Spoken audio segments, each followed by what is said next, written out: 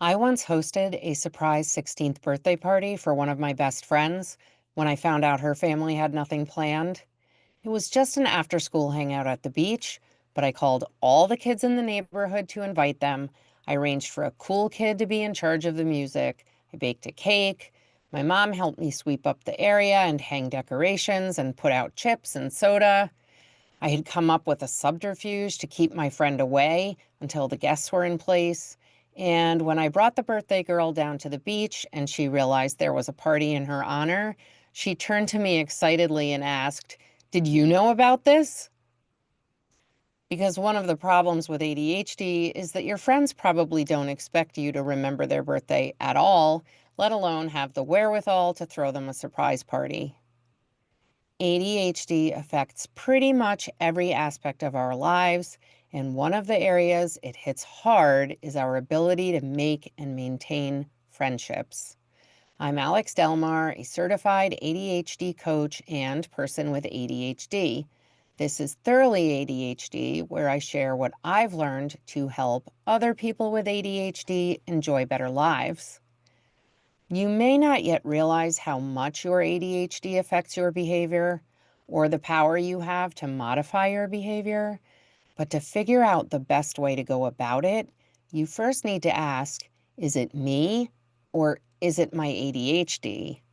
So here are some common ways that ADHD might show up in your friendships. We forget our friends' birthdays and other important dates. We think 10 to 15 minutes is an acceptable amount of time to be late without checking in. Either we're 6 paces ahead of the group or our friends seem to be waiting on us to get out of the car, to find our ticket, to run back for something we left behind. Our home is too messy for friends to drop by unexpectedly and comfortably hang out. We have random bursts of energy that might include breaking out in song or dance and freak out people who don't know us well. People accuse us of negative thinking.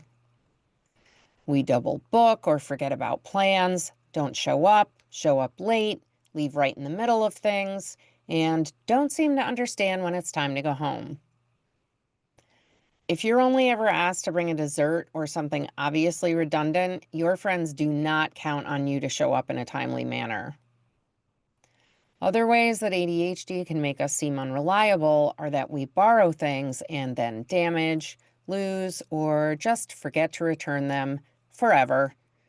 We often forget to email or text or call back. We don't reciprocate invitations.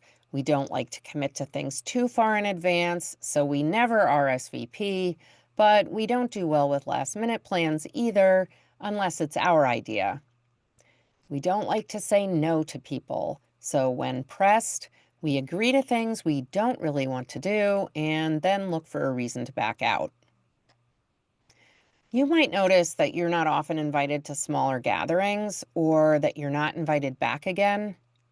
People with ADHD tend to dominate the conversation, make thoughtless remarks, or make comments we think are witty, but that accidentally hurt people's feelings. We might find ourselves vigorously defending a point we don't even believe in. We lose track of the conversation when someone else is speaking and then don't know how to respond, or we just go off on a tangent when it's our turn to speak. We tell long, circuitous stories with lots of background information, often losing our audience before we get to the point.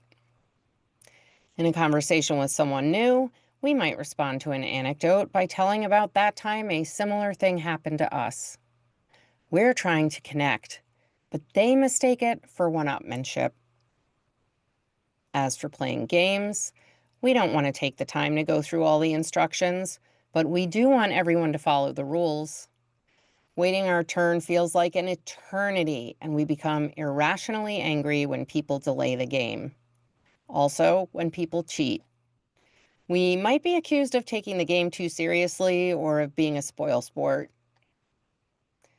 We dread occasions requiring presents because either we got something so far ahead that we forgot where we put it, or we've agonized over finding just the right thing for so long that we have to scramble at the last minute, or we forgot entirely and have to go empty-handed.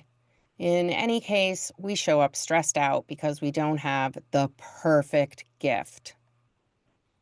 We're terrible at staying in touch, even with people we really like, because we only think of them at the most inopportune times.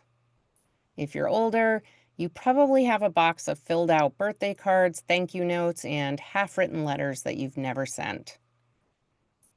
We can get really mad, seemingly out of nowhere, blow up, and are ready to be friends again immediately afterward. And we've had ridiculous meltdowns, including tears, when our friends did something without us. By the way, these particular behaviors are very confusing to people without ADHD. ADHD can make us seem boorish, so people don't want to get to know us better and can make us seem inconsistent and inconsiderate, which drives a wedge between us and our friends.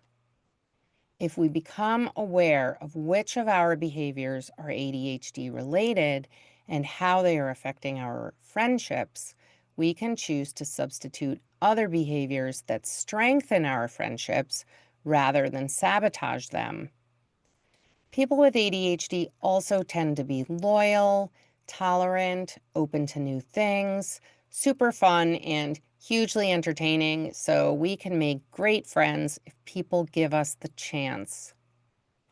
Leave a comment if I missed the ADHD trait that gives you the most trouble or the most help when it comes to making and keeping friends.